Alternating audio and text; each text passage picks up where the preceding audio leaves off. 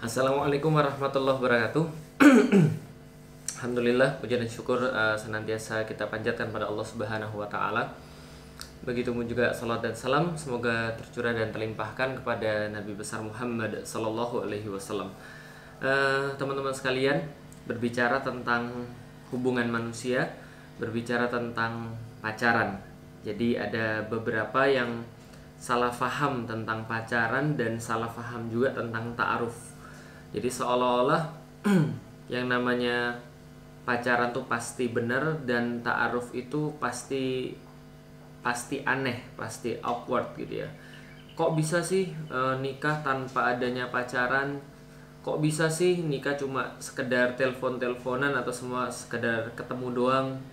Emang kenapa, ada yang salah apa dengan pacaran? Emang kenapa pacaran dibilang salah? Jadi gini teman sekalian.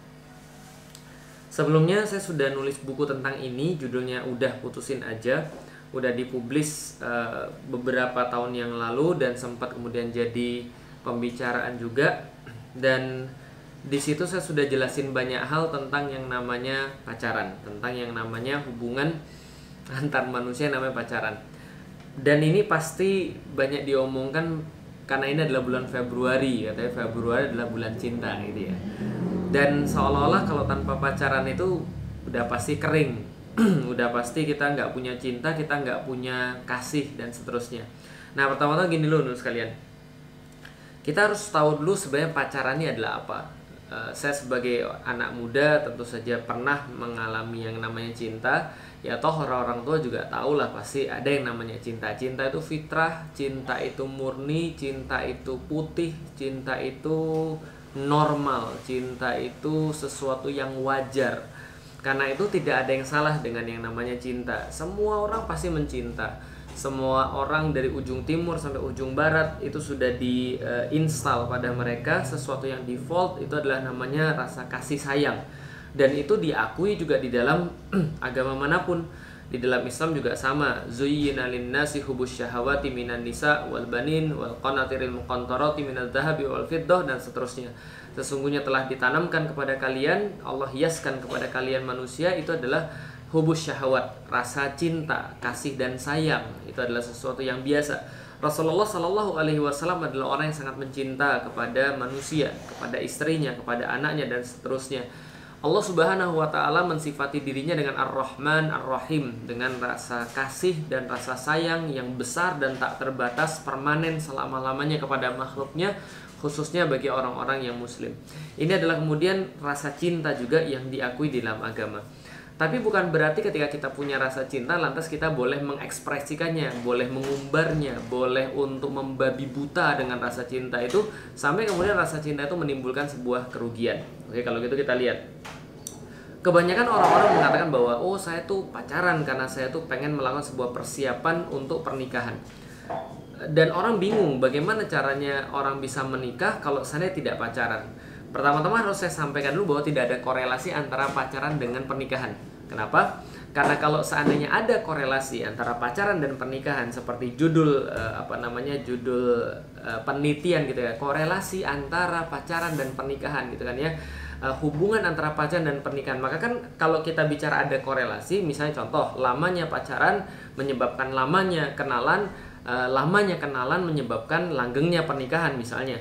Tapi kenyataannya kan nggak begitu. Contoh misalnya negara-negara yang sudah membebaskan pergaulan di antara laki-laki dan wanita, termasuk di dalamnya pacaran bahkan lebih tinggi daripada itu, nginep bareng, lalu kemudian bersetubuh bareng lah ya, segala macam bareng lah, Belarusia, Ukraina, Rusia, Amerika dan seterusnya, itu ternyata tingkat perceraiannya di atas 50%, bahkan mungkin 80%. Kenapa? Karena ternyata lamanya pacaran tidak menyebabkan mereka lama juga dalam pernikahan, tidak langgeng dalam pernikahan. Bahkan yang terjadi justru lebih banyak akhirnya orang-orang tuh merasa ya kita nggak perlu nikah dong kalau gitu. Kan semuanya juga sudah kita bisa nikmati gitu ya. Ngapain kita nikah lagi? Dan kalaupun mereka nikah ternyata tidak menjamin mereka juga punya kecocokan dalam pernikahan. Artinya orang pacaran belum tentu mengenal satu sama lain. Pas mereka udah nikah, ini kayak somebody else gitu kan ya. Ini adalah orang yang berbeda. Ini benar-benar orang yang nggak saya kenal gitu kan ya. Mendadak kemudian dia jadi seseorang yang sama sekali berbeda, totally different gitu kan. Ini adalah banyak orang-orang yang melakukan seperti itu. Tapi juga kita tidak mengatakan bahwa orang yang nggak pacaran menjadi langgeng. Nggak juga begitu sebenarnya. Jadi saya cuma mau ngasih tahu aja tidak ada korelasi sebenarnya antara pacaran dan kelanggengan daripada pernikahan. Yang terjadi justru ketika orang banyak berpacaran, data membuktikan justru mereka juga cerai. Justru mereka juga tidak langgeng dalam pernikahan. Ada juga orang bilang ya nggak apa-apa, having fun gitu loh, maksudnya di dalam hidup, masa hidup ini kering-kering aja nggak having fun, itu kan aduh gue nggak bisa bayangin. Ya kan sudah dibilang tadi, orang tuh tidak selamanya dapat kenikmatan, dapat fun gitu dari yang namanya pacaran. Justru yang terjadi adalah banyak aktivitas-aktivitas di sini yang berbahaya, aktivitas-aktivitas yang justru merusak. Jadi kalau kita mengatakan bahwa kita sayang sama dia, maka kita harus pacaran sama dia. Sebenarnya kalau sayang justru jangan pacaran. Kenapa? Karena ini merusak. Kok merusak sih? Ya karena kalau pacaran itu pasti akan menghasilkan sesuatu. Saya selalu bilang begini, memang tidak semua perzinahan itu berawal daripada pacaran. Tapi pacaran itu most likely ujung-ujungnya adalah perzinahan. Kok bisa begitu sih? Ya karena laki-laki punya rasa, perempuan pun punya rasa. Itu lu aja kali yang mesum. Ya enggak juga sih. Coba kita lihat nih. Orang kalau pacaran ngapain sih? Oh, mohon maaf saya tuh nggak ngapa-ngapain kalau pas pacaran. Ya kalau nggak ngapa-ngapain, ngapain pacaran? Ya pasti ada dong sesuatu kan gitu kan ya. Oh iya deh, saya cuma pegangan tangan doang kok. Ya nggak mungkin. Nah kalau cuma pegangan tangan doang ya, kalau andai kan baru pacaran 3 hari pegangan tangan, 3 minggu pegangan tangan, saya percaya. Tapi kalau sudah pacaran 3 tahun, 4 tahun terus masih pegangan tangan doang, mubazir dong. Jadi gini, laki-laki pasti punya rasa. Kalau laki-laki normal ya pasti punya rasa. Maka kalau Anda sudah pacaran 3 tahun lalu kemudian cowoknya cuma pegangan tangan doang, saya sarankan itu diperiksakan ke psikiater. Kenapa? Itu berarti bisa jadi cowok yang nggak normal. Lah kenapa? Karena dia cuma mencukupkan pegangan tangan doang. Cowok kalau normal pasti punya rasa dan pasti pengen lebih daripada pegangan tangan. Pasti. Makanya itulah kenapa kejadian-kejadian yang sama selalu terjadi ketika orang berpacaran. Ujung-ujungnya ya nggak jauh daripada itu, gitu kan ya. Minimal orang yang selesai pacaran mereka bilang itu mantan gue, itu bekas gue. Nah kenapa? Pernah gue pegang tangannya, pernah gue ya nggak tega lah saya ngomongnya. Nah itu minimal seperti itu.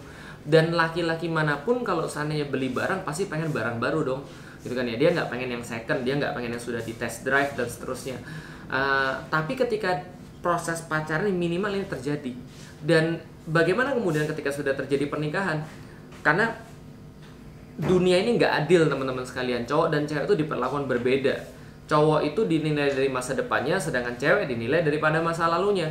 Bisa bayangin nggak sih? Pas terjadi kemudian perkenalan pranikah, besoknya sudah, bukan besok lah, pekan depannya sudah mau nikah, tempat sudah dipesan, makanan sudah dipesan, catering sudah ada, orang tua sudah setuju, semua sudah siap. Tiba-tiba seorang cewek ini nggak bisa menahan masa lalunya. Dia ngomong sama laki-laki itu, "Mas, saya mau confess nih mas. Tapi setelah ini ya terserah mas mau seperti apa. Yang jelas saya mau tenang.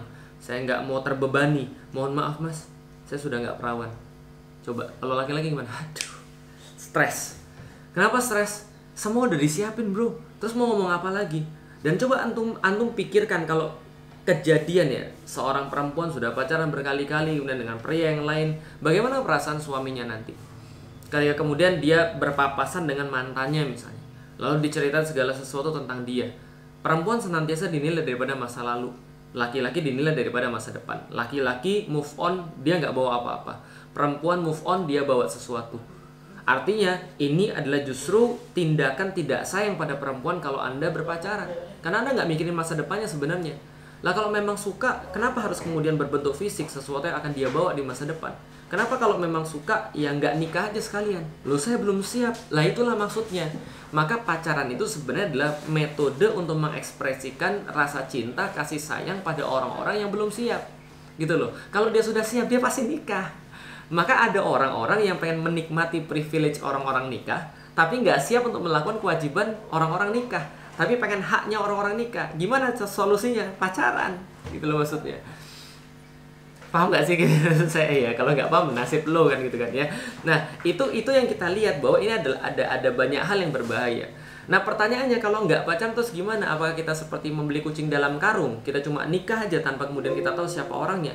Ya nggak juga gitu kali. Kenapa? Karena di dalam Islam itu juga mengatur yang namanya ta'aruf. Nah, ta'aruf ini yang penting kita tahu adalah bahwa kita menikah bukan nggak tahu orangnya. Kita tahu persis siapa orangnya. Kita tahu persis siapa dia. Nikah di dalam Islam bukan mengetahui fisik. Bukan belajar anatomi sebelum pernikahan. Paham ya? Tapi mengetahui visinya seperti apa. Ketaatan dia kepada Allah sehingga kita nyaman kepada dia.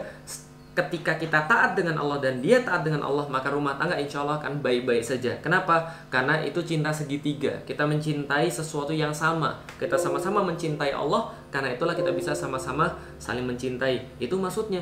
Artinya pernikahan di dalam Islam itu juga ada ta'arufnya, ada perkenalannya, ada kemudian mencari kecocokannya, ada melihat kita suka atau nggak suka, kita cenderung atau nggak cenderung dengan orang yang akan kita nikahi.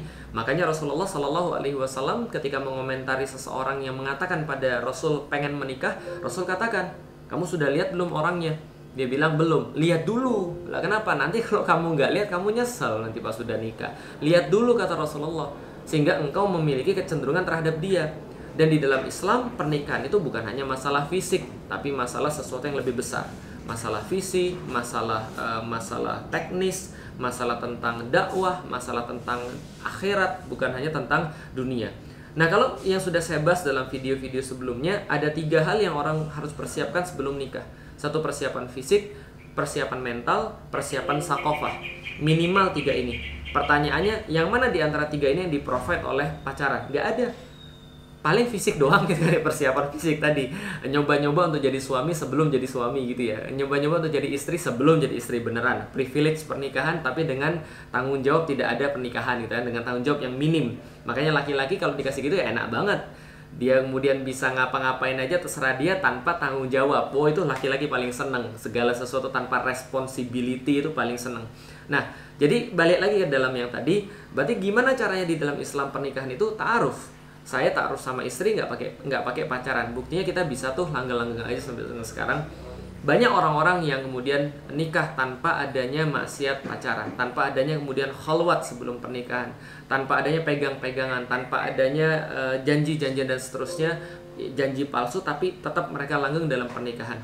Bahkan dalam penelitian terbaru ternyata dibuktikan begini.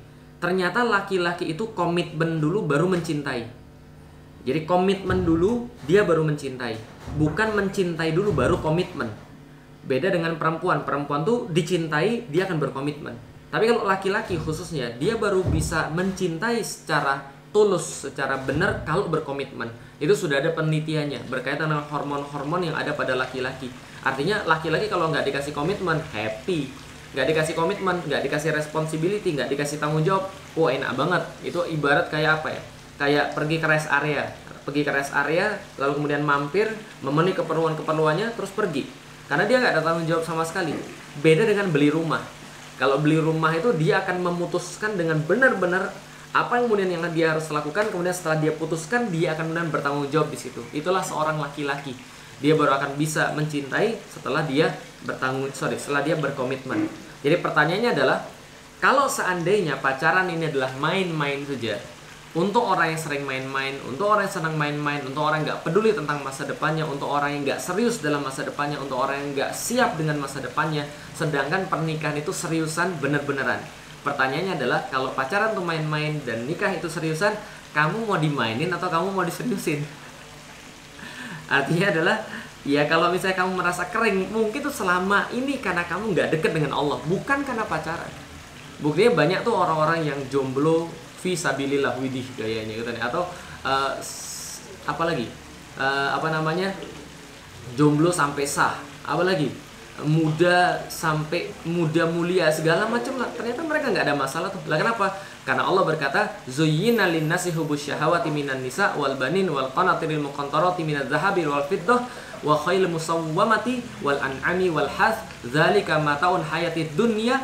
Lalu kemudian Allah sampaikan, wa indallahi husnul ma'ab.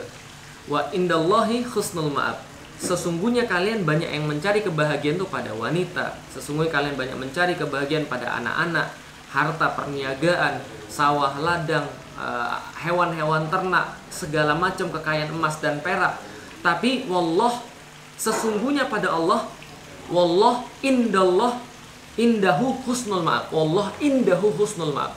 Sesungguhnya pada Allah disitulah terdapat tempat kembali yang paling baik, yaitu adalah kebahagiaan yang selama ini kita cari, sakinah yang selama ini kita cari. Jadi jangan-jangan selama ini kamu kering karena kamu selama ini banyak menentang Allah, menentang perda syariat, menentang poligami, apalagi menentang pernikahan, lalu melegalkan hal-hal yang justru di luar daripada itu, mengatasnamakan wanita. Justru mungkin kamu gara-gara itu merasa kering.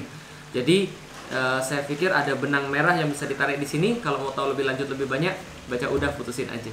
Saya Felix Xiao. Assalamualaikum warahmatullahi wabarakatuh.